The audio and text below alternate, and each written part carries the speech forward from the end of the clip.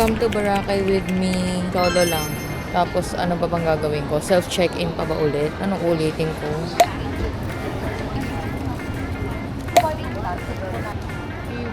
Sige po. Dalawa pala yung nag-approach, nagpatulong dun sa self-check-in kasi walang nagga-guide. Dati kasi may nagga-guide dito. Ayun, may tag na ako. Manda kayo sa akin. Marunong na ako magkabit. Last time hindi ako marunong magkabit. Hindi pa ako boarding. Nagutom ako. Pero hindi talaga ako kumakain dito.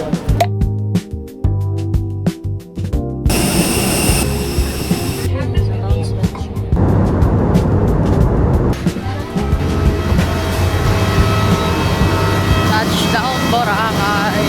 Thank you, Lord. Antayin ko lang dito yung baggage. Wala pa kasing lumalabas na baggage. Punta na rin akong port. Share ko lang. Wala kayong pakialam. Kuha ko na yung baggage ko. DIY lang ako kasi tipid version. Environmental fee, tsaka terminal fee, 120. Pag student lang yun. Tapos yung boat ticket, 45. Okay, thank you. Ano yung kinaladkad ko sa buhangin? Buti may bato na. Currently, 9:10 ng umaga and ang check-in natin is 2 p.m. pa. Kaya naglatag na lang ako ng mat dito. Manap ako ng spot na malilim and medyo may katabi ako dyan pero okay lang, malaga. Nakita ko silang tulog kanina. Nagigising ko lang. Teka naman, te. Lungkot mo naman dyan eh. Ay! Maganda yung ganyang camera mo. Welcome here, guys. Ganda ko na, kuya. Ha? Feel ko na po. Ganda naman ang hairbit mo. Ay, thank you po. Wala, hindi po tayong pa-party boat kasi hindi po tayo umiinom. Hello po. Para selling. Parang hindi na po ako, wala na po akong balak lumango. Eh, yung mga nagpapatan doon. Grabe. Kanta lang ako parang di man lang pinatakan ng lutata yun nito. Actually, may dala naman akong tripod na okay siya for photos. Pero kasi iba pa rin talaga yung kuha ng tao. Doon ako kakain sa hotel. Dito na ako sa hotel. Pero ang usually una talagang ginagawa ko is nag-unpack na ako nung mga decharge. Pero since 6 p.m. pa raw babalik yung kuryente since shutdown talaga lahat and wala silang generator dito. Ang kaya ko lang gawin, magbuhos, mag-ayos. Buti kamo, maganda yung power bank na dala ko. Na-charge ko lahat, fully charge ako, and 2 p.m. na. So 4 hours na lang naman yung iintayin para sa kuryente and mag-charge na ako ng lahat. Usually talaga yung toothbrush talaga una kong sinacharge kasi de-charge yung toothbrush ko. Pakita ko lang din sa inyo, eto may mga gamit ko, naka like day 1, day 2, day 3 na siya. Tapos eto yung mga pantulog ko. Tapos sa kabila, nagdala lang ako ng mga pang-work ko. Ayan, nagdala ako ng mga pang-work. Tapos, ayun, plancha. Yun lang naman yung dala ko. Tapos, ayan. Tapos, around 13 kilos lang ako. Almost 14 kilos. And syempre, hindi natin yan kakalimutan. Kasi magpapakuha na ako ng pictures, ng photos bago pa ako mahulas ulit. Alis na ako, babalikan ko na si kuya kasi nangako ako na nababalikan ko siya doon, magpapapicture ako sa kanya. Pipicturean niya ako, ganun. Alam niyo, hindi na ako nakapag-update sa nangyari kanina, pero nag-ano ako, pag-picture ako kay kuya. Tapos, nandito kami kanina sa medyo walang lumo. Tapos, lumangoy lang ako dito kanina. Diyan, sa medyo malalim. Tapos, in-enjoy ko lang ang live. Hindi na ako nakapag-video. Hindi rin ako nakapag-update. Kasi, yun, nag-ayos na rin ako. Nag-makeup. Nag-BS. And, ayun, nagantay na lang din ako ng sunset. Pero, baka ikot-ikot muna ako kasi medyo mainit. And, baka lumangoy muna ako. Hindi ko na alam nangyayari. Basta, ayun. Ngayon, around 6 na, maghanap tayo ng kakainan.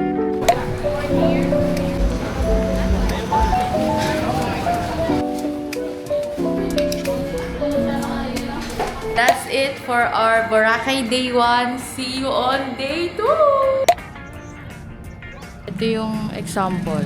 O, diba? Main road siya. Tapos, tagos sa agad siya sa beach. Masarap tumira sa Boracay. Beach agad.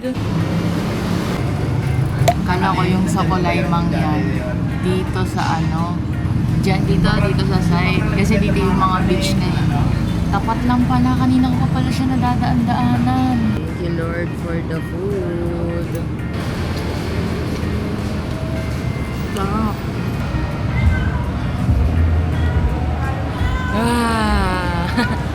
May.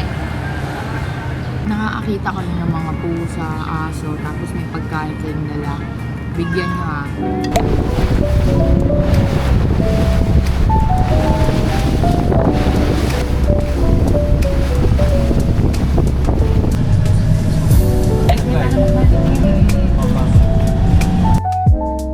Bubuhay na naman po yung dugo ko. Ang activity natin ngayon ay ATV.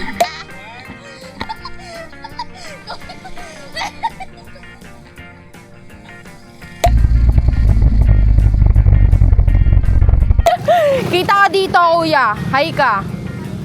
Hey. Uy, ang ganda.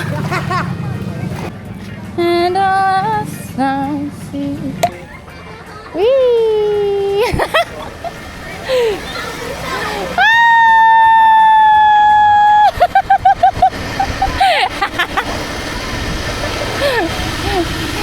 Hello po. Bracelet, mic. Kuya, Alam mo, wala tong wireless eh. Hi! Buhay ako!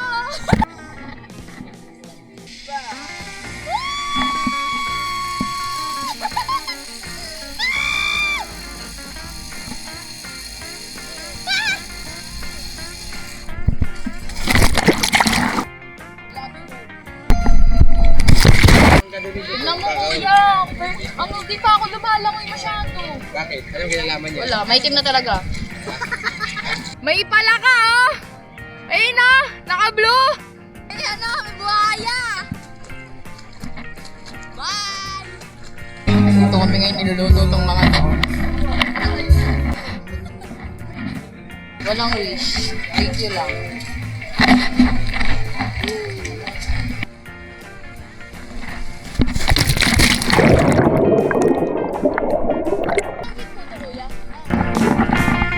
Hindi ko pa rin makapag.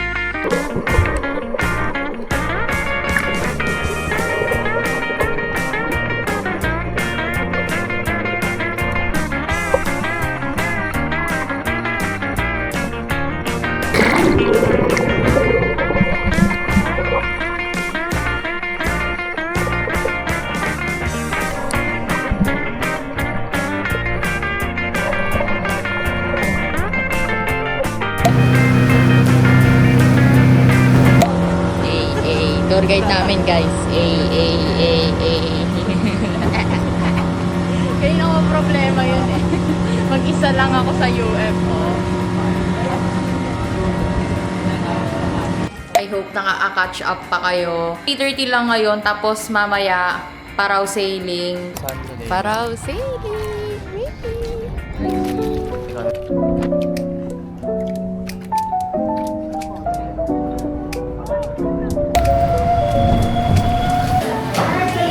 Ang tahimik na ng Boracay, 7:46 pa lang. Tapos namin kumain sa Caninderia. Nagpaalam na rin ako kala kuya, yung na-meet ko lang din. Joiners, na parang naging joiners kaming tatlo. Dalawa sila, tapos syempre ako mag-isa. Yun, isi-separate ko na yung mga maruruming damit, tapos yung susuotin ko kinabukasan. And mag-iimis-imis na ako kasi gano'n naman talaga lagi yung dapat routine. Day 3 here in Boracay. Hindi ko pa rin talaga maabutan yung sunrise. 5:26 na ako nakabang.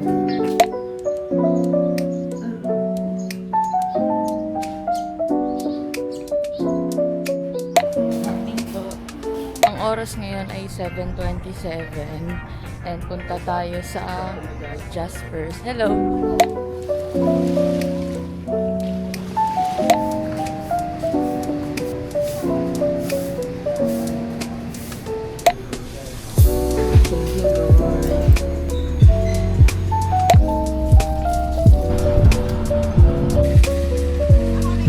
Ito na kami ngayon sa Hello! Hello. Hi. Hi ka. Hi. Hi ka.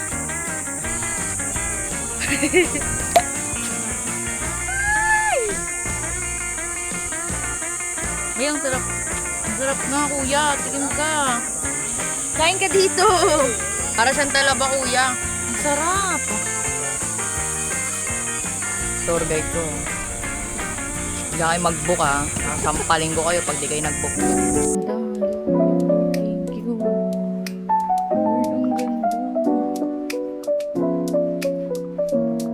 Ang ganda. Ang ganda, Lord.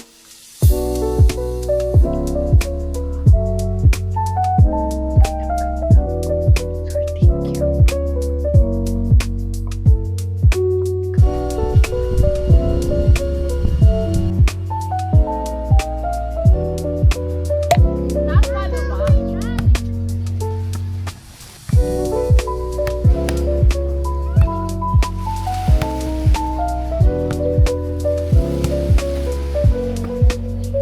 Diniwid Beach. Ganda, oh.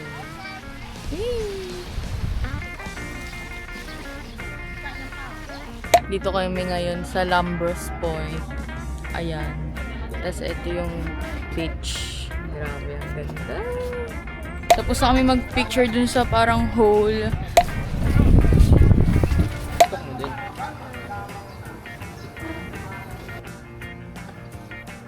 Just got home sa hotel, nag-crystal kayak kami. Hindi na ako masyado nakapag-video, pero ngayon, bibis lang ako ng pang-swimming. Magsi-swimming na ako.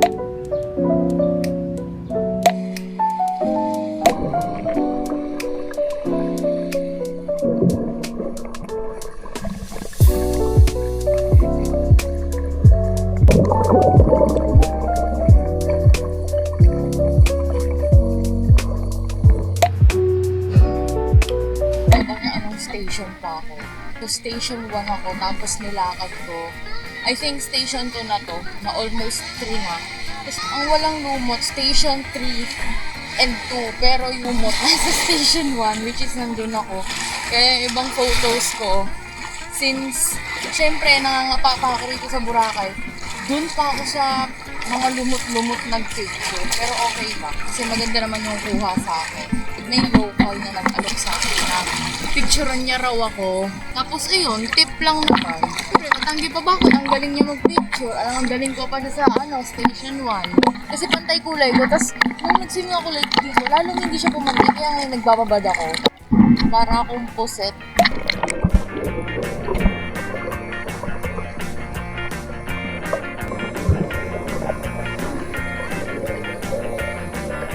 Alam niyo, this whole trip talaga, pinaka nagte-thank you ako kay Lord tsaka sa sarili ko.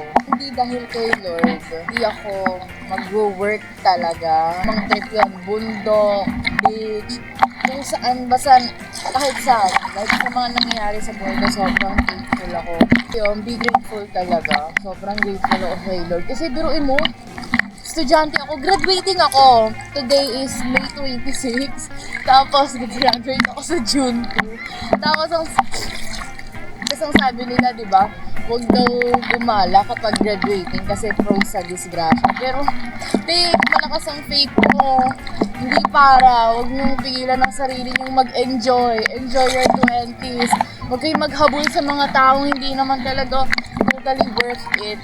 Alam niyo kung ano yung dapat habulin niyo, i-chase niyo, yung mga pangarap niyo sa buhay.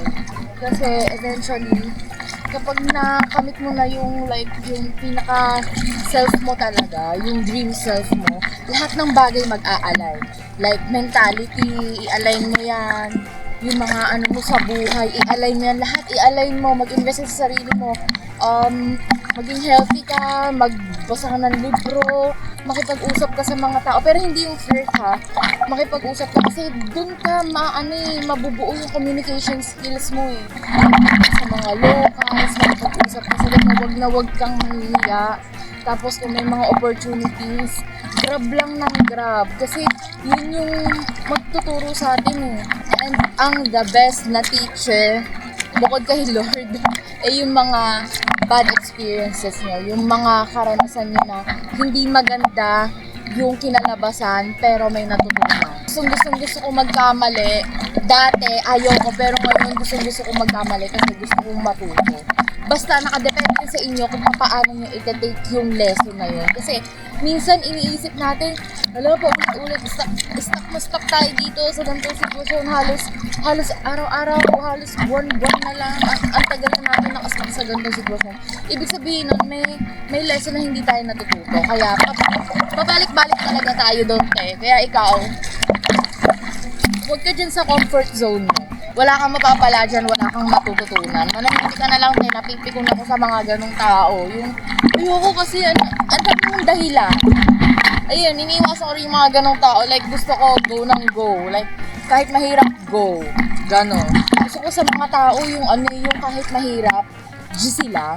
Kasi andun ng andun ng challenge, andun ng lesson, andun lahat, andun ng reward. Totoo lang. Ngayon, kung hindi ako nag-take ng risk, kung hindi ako go nang go, kung lagi kong pinipigilan yung sarili ko sa mga bagay na gusto ko, na kahit nakaka-pressure siya, tingin nyo ma-achieve ko to. Though hindi baka sabihin, yun lang naman, napunta ka lang dyan, ano lang sinabi mo. Ayun na nga grateful ako sa maliliit na bagay, so dapat kayo rin. Pero depende sa inyo kung grateful kayo, hindi ko naman kayo pwedeng pilitan. Pero ayun, ang ganda ng Boracay, ang ganda ng Cebu, ang ganda ng mga bundok, ang ganda ng river, ang ganda ng lahat. Talagang yung life, mag-i-start siya sa'yo, hindi sa ibang tao, hindi sa kung anumang bagay. Life comes from you, not at you. Diba? Ganon. Hindi ba gagawin, bawa? Lagi mong iniisip na, hala, sana kaya ko rin yun. Pero pag nandun ka na, ayun na yung opportunity, hindi mo tinatake. Tapos, ayan, magre-regret ka sa huli. Salaman mo rin ito. Sobrang galing nga ni Lord kasi kahapon, wala kasi talaga akong kasama mag-UFO. Gusto ko mag-UFO as in. Sabi ko, Lord, saan ako makakakita ng mga kasama? Wala akong kasama mag-UFO. Sana bigyan niyo ako ng kasama, ganyan. Kasi hindi siya pwede ng joiners. Hindi siya pwede ng solo. Pwedeng solo, pero babayaran mo. Lagi, within the exact same day, meron akong biglang nakilalang dalawang mag-couple sila na gay. Tapos, ayun, inaya ko sila, UFO tayo, apat tayo, sama natin yung tour guide. Tapos, ayun, sobrang saya talaga, ang galing. Tapos, basta may mga healing pa ako na tinatanong ko si Lord, can you provide? Tapos biglang meron, ganon. Bilis niyang sumagot, basta maging grateful ka, magsipag ka, alam mo yung mag-ipon ka, mag-invest ka sa sarili mo. Sobrang saya, thank you Lord. Ako nai-end yung paglangoy-langoy ko nang naka-video kasi gusto ko nang kausapin yung sarili ko. Okay, hanggang dito na lang kayo. Kakausapin ko na si mag-self-reflect ako habang nandito ako sa dagat. And ayun, di magiging possible to. Like itong ginagawa ko, nakakausap kayo. Kung di dahil kayo, hindi ko rin ito magagawa. Niyo kung bakit? Kasi wala akong camera. Pero nung sabi ko sa kanya, Lord, malapit na yung trip ko sa Boracay. Can you provide na parang magkaroon ako ng biglang pera, syempre pinagtrabahuhan, ng pambili ng camera. Tapos, all of a sudden, after 3 weeks, 1 month, nakabili ako ng camera. Tapos, eto, nakabili rin ako ng SD card. Kaya kayo, kung wala pa rin kayong tiwala kay Lord, bakit? Lord, thank you Nausap ko lang si Lord. Kung alam niyo lang kung paano ako makipag-usap kay Lord, grabe. Masinsinan talaga kami. Minsan nagjo-joke kami sa isa't isa. Feel ko talaga sumasagot siya. Minsan parang akong baliw. Pero in some ways, sumasagot talaga siya, As in, yung mga dreams ko na gusto kong pupuntahan ko. Ayoko lang i-spoil dito. Pero napupunta ko, lalo na kapag humiling ako. Gusto ko makapunta dito. Gusto ko itong ma-experience. Alam ko, mahirap mag-ipon, pero Lord, can you provide? Gusto ko talagang pumunta rito. And voila! Nakapunta na po ako dito. And sa marami pang lugar. And sa mga lugar na hindi ko pa mapupuntahan ko.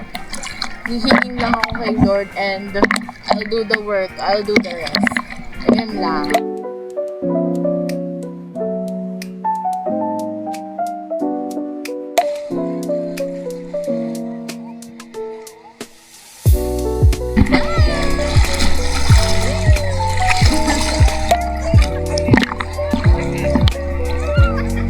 Sunset dito sa Boracay, sobrang ganda. Ganda ng sunset, ng tanawin, ng mga tao. Grabe.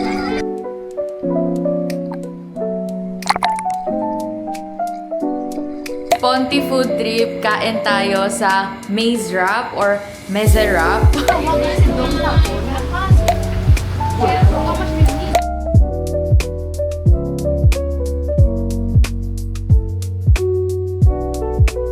Sobrang sarap ng pagkain. Hindi na lang talaga ako makapagsalita kasi sobrang daming tao nakakahiya magsalita.